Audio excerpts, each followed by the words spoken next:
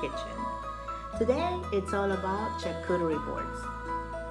This is a great option for those of you who would like to bring something for a party or share some with your friends if you're choosing to stay at home to do a small gathering or a big gathering. So the beauty of the charcuterie board is that you can be as big as you want it to be or as small as you want it to be, and that's up to you. So let's see how to make one.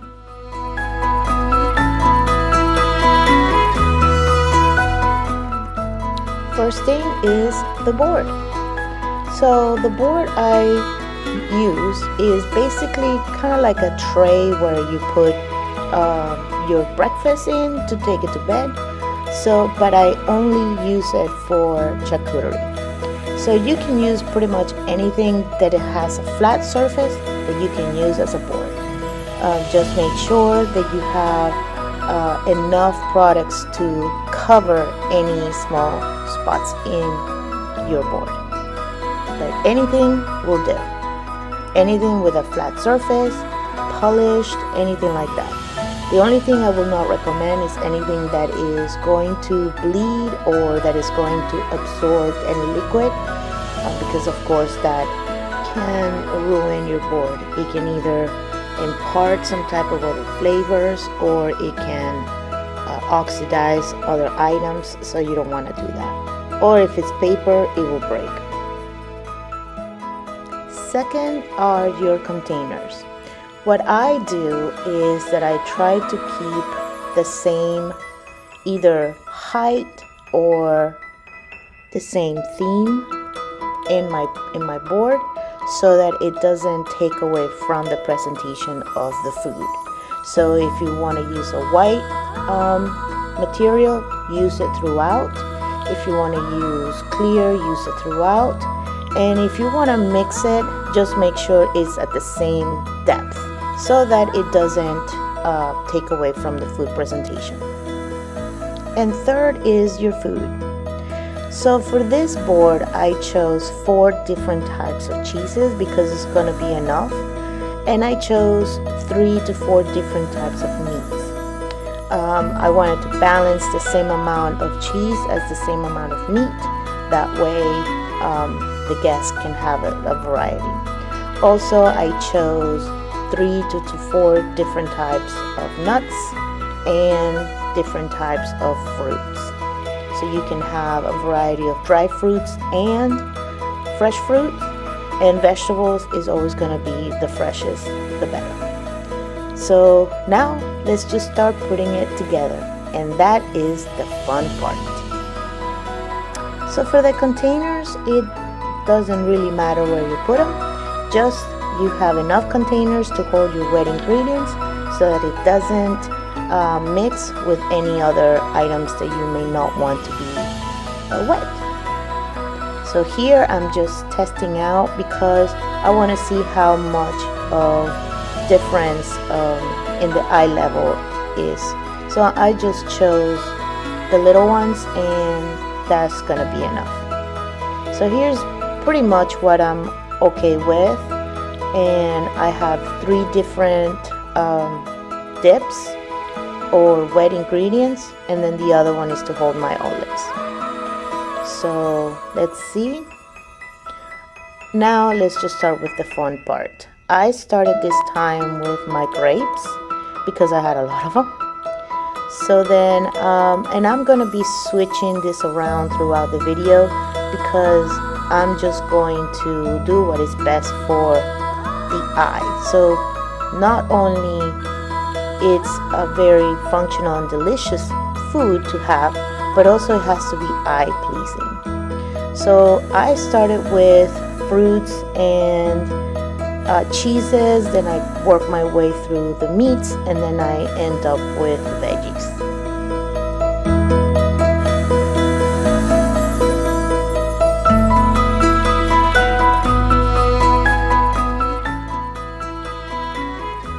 And the best thing is that there's no wrong or right way to do a charcuterie board. Really is just basically matching tastes and flavors with meats and making it beautiful. So a lot of people have asked me, what does charcuterie mean?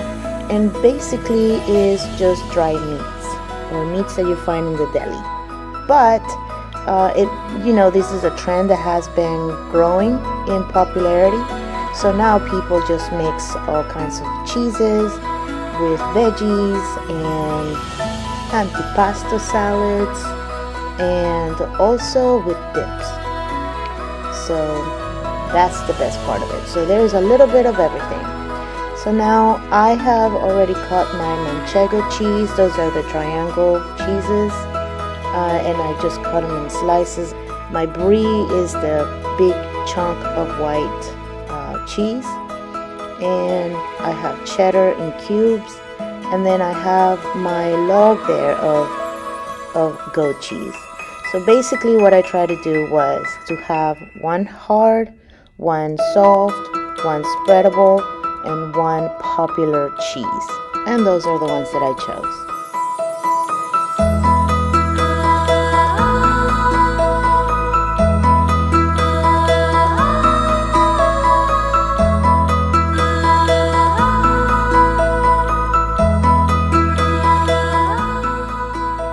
So now I am introducing the bread factor.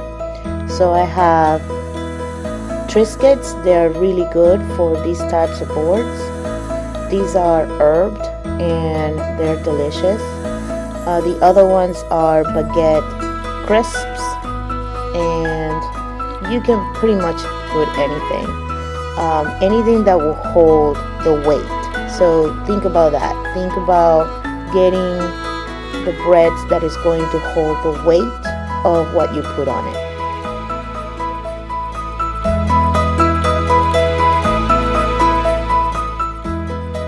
So now for the meats. This is the charcuterie part. So now I'm just I bought one of those packages that have 4 kinds of meats, and then use that throughout the whole board. So I chose a 3-pack of salami, and now I'm just folding it in half and then half again, and that creates that little floret.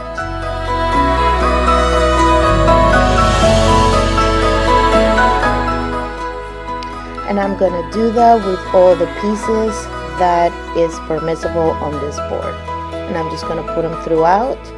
And like I said, I'm gonna be arranging until I'm satisfied with my board. Now, a very important notion that I wanted to let you know, guys, is that my hands are really clean. I washed them and I made sure that everything that I was touching in between, I was cleaning my hands. I have on the side, I have a wet rag just so that I can do that.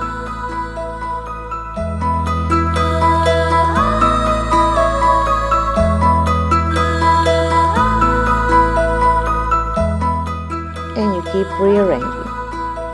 Now there are other ways to fold your meats so that you can create beautiful flowers, and I will just share with you one method so that you can create beautiful flowers with your salami or with your prosciutto. So there's many ways that you can do that. Alright, so you just fold it in half and then half again, and that creates that little floret. And then at the end, you're gonna see that there is like a heart effect going on, and it just looks beautiful. And then I'm just mixing the meats. Onto the rose. We're gonna use this cup to make our rose, but you can use a shot glass if you have one. So now I have my salami and I'm just folding it in half and I'm putting it around the cup. Now the cup has to be the mouth doesn't have to be very big. And then you're always gonna fold it in half and then overlap it with the next petal. So half, half, half, half. There you go. And then it's overlapping, the next piece of meat is overlapping halfway. That is going to create the petals outside of your salami roast. And then with the leftover or with the last piece, you can create the little bud inside.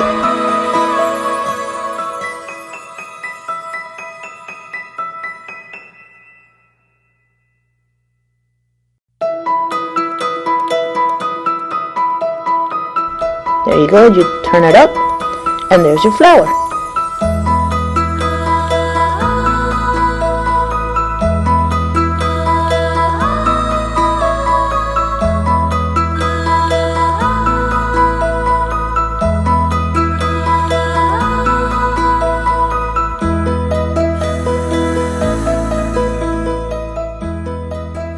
Alright, now for the bud, we're gonna go half, and then that half folded half again, and that is pretty much it.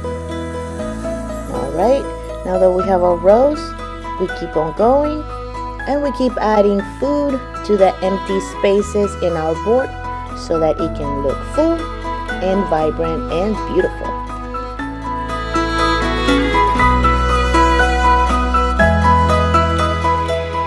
The thing about charcuterie boards is that they're very unique to the guest list.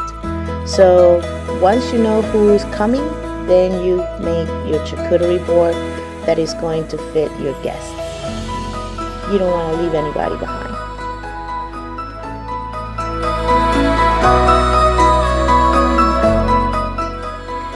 So to my brie, I'm adding a little bit of mango chutney.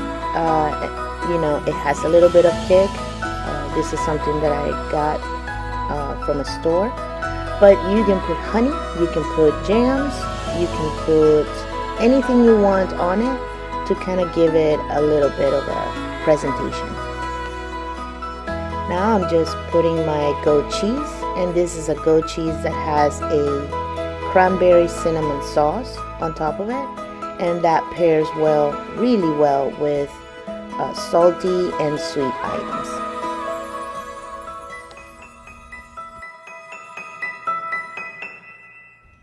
So I chose to put a fig jam, but you can put any jam, whatever jam you want.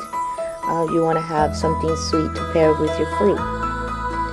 Now I'm putting a little bit of cranberries, dried cranberries, on top of that cranberry cheese log. And now I'm going with my dried apricots. So sometimes whenever you put a lot of foods together with that have the same color, this can be something to brighten up that spot, as well as to cover any empty spaces in your board, which is your ultimate goal. So now that I'm adding all my dried fruits, these are the figs, and then I'm going to try to cover any empty spaces that I see. Okay, now the final portion of this gathering of flavors are the nuts. So I usually put on top of the cheese or any empty spaces in the board. Okay, as well as to add a crunch element to the board.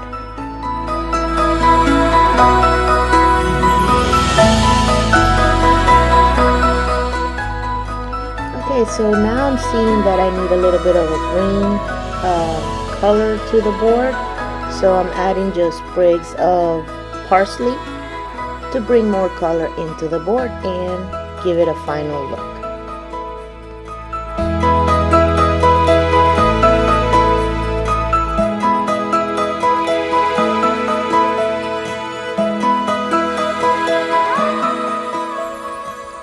So I think I'm done, but I'm going to give the board a look all around and see if there are any empty spaces that I need to cover.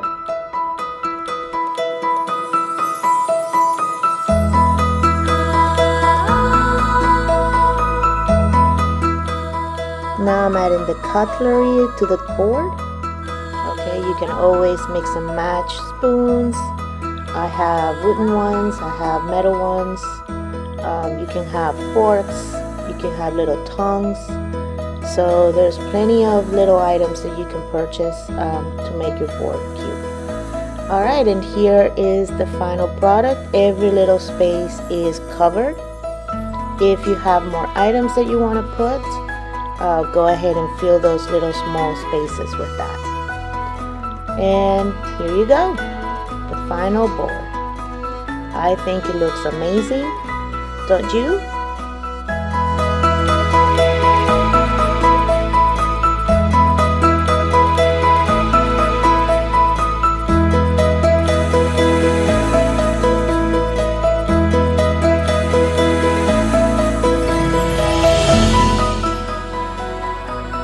And now for the tasting.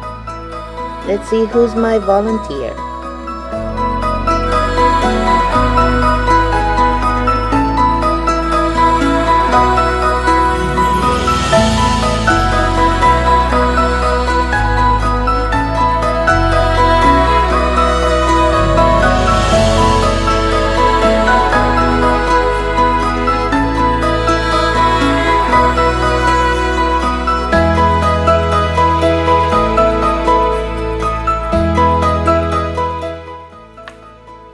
Thank you for joining us today. I hope you enjoyed this fantastic option for your parties, and hope to see you on the next Zurima's Library Kitchen.